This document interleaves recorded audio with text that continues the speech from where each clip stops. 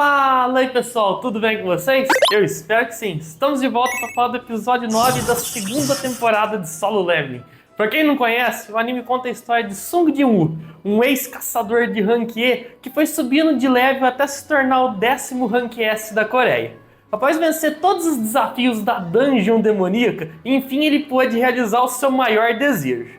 Galera, antes de mais nada, não se esqueça de deixar o like e se inscreverem no meu novo canal. Afinal de contas, o velho deu ruim, né? E para quem tiver interesse em adquirir os volumes 6 e 7 do manhwa, vou deixar todos os links na descrição. É só clicar e conferir. Esse episódio, que adaptou do capítulo 88 ao 91, interessantemente ele gerou bastante burburinho. Foi literalmente o episódio dessa temporada com mais dislikes, passando da casa dos 2.000. Quando eu vi, acho que tava 2.300. Ok, de fato esse foi o mais fraco em ação até aqui. Mas em contrapartida, finalmente aconteceu algo muito aguardado e a adaptação não deixou nada a desejar em termos de emoção. A gente teve cenas realmente muito comoventes, como a gente pode ver aqui na TV.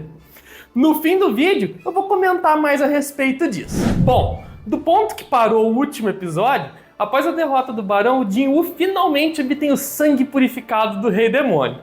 Com isso em mãos, considerando que agora ele tinha reunido todos os 3 ingredientes, o protagonista ele não perde tempo e vai logo então tratando de selecionar para que o sistema criasse o Elixir.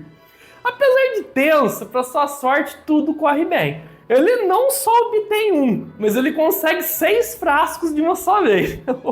Caraca, hein, Jin-woo, vai fazer estoque. Eu me pergunto, será que ele também vai dar um desses pro pai do Jin-woo? Comentem aí o que vocês acham. Galera, é lógico que ele ganhou bem mais coisas que isso, tá? Mas o anime dá uma rushada nessa parte.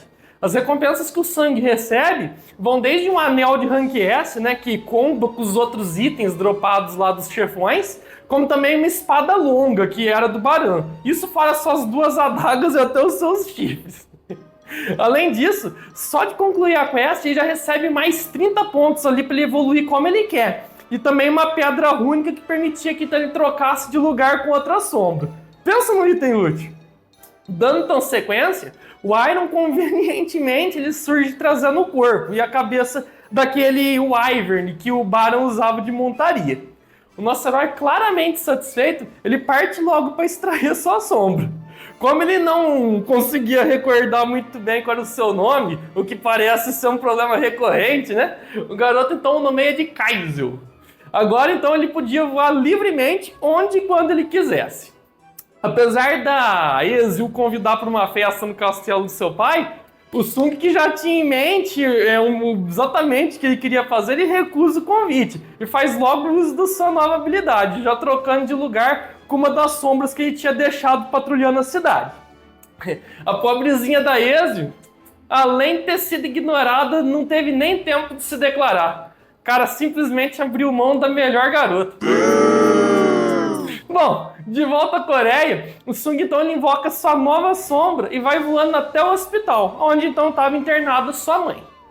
Paralelamente, numa mesa de bar, o presidente da guilda Tigres Brancos, o Bae Kyung-ho, ele estava junto com seu amigo, né, e ex-companheiro de equipe, o healer Min Byung-gyu. Que nome! Enquanto eles conversavam de forma descontraída, o Bae ele lembra de como seu amigo era um cara brincalhão e bem diferente, assim, de modo geral, dos outros caçadores. Ele não era do tipo que gostava de combater monstros, tanto que mesmo jovem e em plenas condições físicas, ele resolveu se aposentar e abrir mão da fortuna que caçadores de Rank S como ele recebem. Durante o papo, eles acabam então trazendo para a conversa o incidente com Inseok. Esse sim é difícil, hein?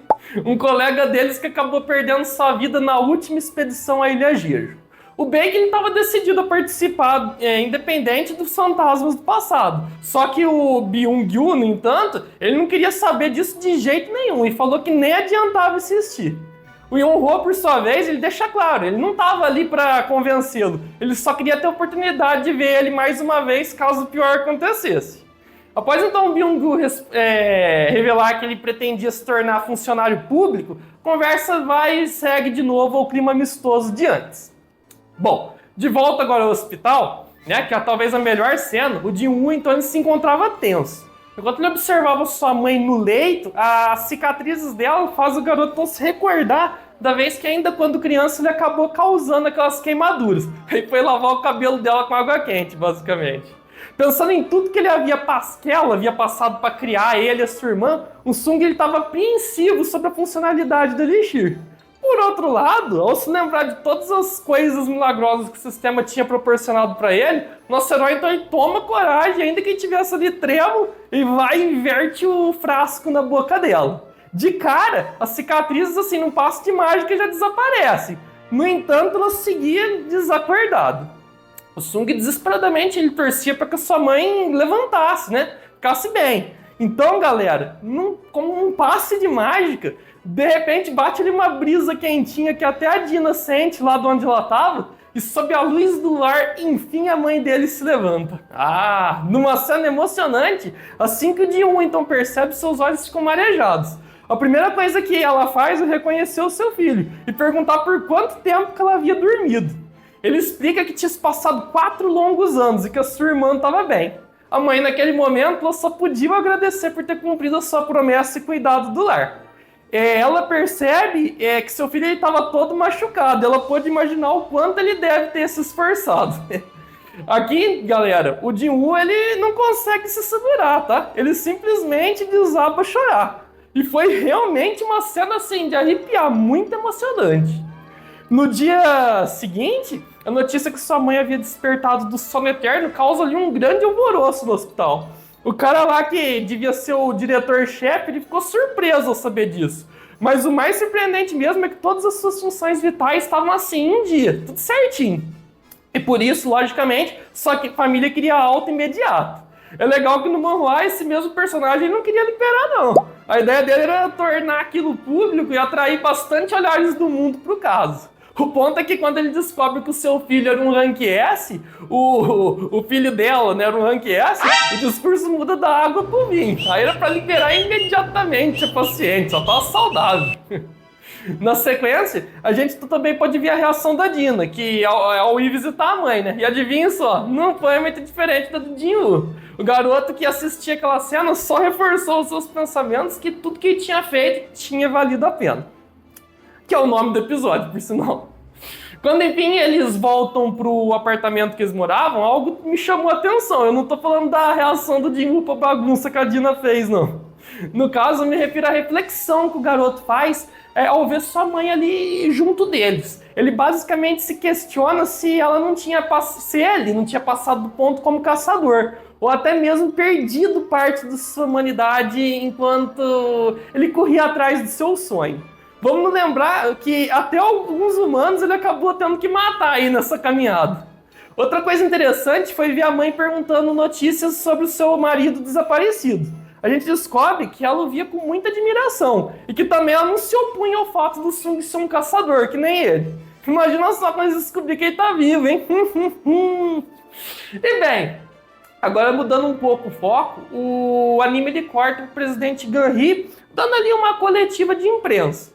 Ele basicamente anuncia que por conta das formigas terem sido encontradas em regiões próximas à ilha, né, mais precisamente no Japão, uma 4ª expedição seria realizada. Dessa vez eles não contariam apenas com os caçadores de elite da Coreia, mas também os 10 Rank S do Japão. Os demais caçadores, né, os abaixo de Rank S, eles então ficariam incumbidos de defender terra e mar. Após então a coletiva, a gente fica sabendo que a associação tinha recebido a visita do Thomas André, um caçador Rank S nacional, que é um título que vai além dos Rank S comum, tá? Só pra vocês terem noção. Aparentemente, o Thomas aí tinha vindo ali para dar um oizinho ou apaziguar a crise diplomática causada pelo Hwang Dong-soo. Claro que podia haver outras razões também, né? Mas fato é que ele se recusa a participar da expedição. É interessante que, enquanto no anime foi dito que ele não participou para evitar interferências externas, no manhwa ele mesmo revela que, apesar de estar ocupado, ele participaria caso a Coreia tivesse cacife para pagar pelo serviço, né? O anime deu uma leve aliviada, eu diria. Outro ponto importante foi a conversa do Sung com o presidente. O presidente, ele então coloca a par da situação da ilha e ele convida o garoto para integrar a equipe principal. O garoto que, a princípio, jamais ia se recusar a aceitar uma oportunidade tão boa que nem aquela para subir de level, agora ele já se mostrava um tanto quanto incerto. Até então, a sua grande motivação era salvar sua mãe, mas agora ele meio que tinha alcançado seu objetivo, e ele estava então com sua cabeça em outro lugar. Antes que ele pudesse responder, o Sangue, então, ele é pego de surpresa por uma onda de manos super fortes que ele percebe. O presidente explica que os caçadores de Rank S eles estavam treinando, e ele o convida então para ir lá dar uma espiada. Chegando no ginásio, basicamente a gente descobre que a mana sentida ela vinha do Baek lutando com outro caçador, o Ma Dong-wook. É um mestre que é da outra guilda lá da Coreia, a Guilda Famo. Aqui a gente acaba então conhecendo também os caçadores japoneses que participariam, incluindo o mestre deles, o Goto Ryuji. Esse último que, por sinal, ficou bem interessado no Sung. Enquanto os japoneses ali então observavam com ar de superioridade os coreanos treinando, eles acabam se metendo numa mini confusão quando a tradutora deles é ouvidos depreciando. Aqui, por sinal, eles acabaram cortando uma luta que teria entre ela e outro caçador de rank A, o que, honestamente, foi um ponto baixo do episódio, já que não teve quase nenhuma ação. Era pra tradutora ela ter perdido esse duelo, tá? O que de fato se manteve igual mesmo foi que o Goto ele aproveita aquela brecha para propor um combate amistoso ali entre os dois lados. Amistoso, tá? Aham, sei. O Ganri que acaba intervindo, ele acha a ideia ótima. E no final fica acertado que seria uma luta em grupo e só caçadores de combate que iam participar. Quem tocasse no chão com outra parte que não fosse os pés, ou então tivesse os seus punhos agarrados ou as costas atingidas, já estava fora. Uma vez definidos os grupos, assim então se encerra esse episódio. Particularmente, eu não achei um fim climático, tá? Mas o próximo episódio tem tudo para ser mais interessante, até porque de fato o Sung vai lutar. No geral, apesar de não ter tido nenhuma ação, certamente o ponto-chave foi esse aqui, né? A mãe do protagonista sendo curado. Eles melhoraram muito essa parte na animação. Eu, honestamente, eu já até esperava que a recepção do episódio fosse ser negativa. Eu só não imaginava que tanto. Não na minha opinião, por causa da mãe em si ser curada, mas sim porque não teve ação. Infelizmente, galera, grande parte do público que consome animes shonen e só quer saber de lutinha, né? E não tá aí pra mais nada. Eu não acredito que a culpa seja da falta de empatia do público, como muitos estão querendo dizer. Acho que é mais essa questão que eu citei mesmo. E bem, apesar dos pesares, mesmo sendo rushado, eu achei interessante os encaixes que eles fizeram. Aquela parte do Thomas André, eles estavam devendo desde o capítulo 84. Já a parte da mãe do Jinwoo chegando na casa bagunçada, isso só ia acontecer ainda no capítulo 94. Mas acho que fez sentido eles trazerem agora. Enfim, né? Acho que eu já falei tudo. Me digam aí vocês nos comentários por que vocês acham que teve tanto dislike, tanto hate esse episódio. Não se esqueça também de verificar então o like e inscrição no meu canal, tá? Dito isso, muito obrigado a todos que me assistiram. Eu vou ficando por aqui. Um forte abraço e... fui! Deu certo?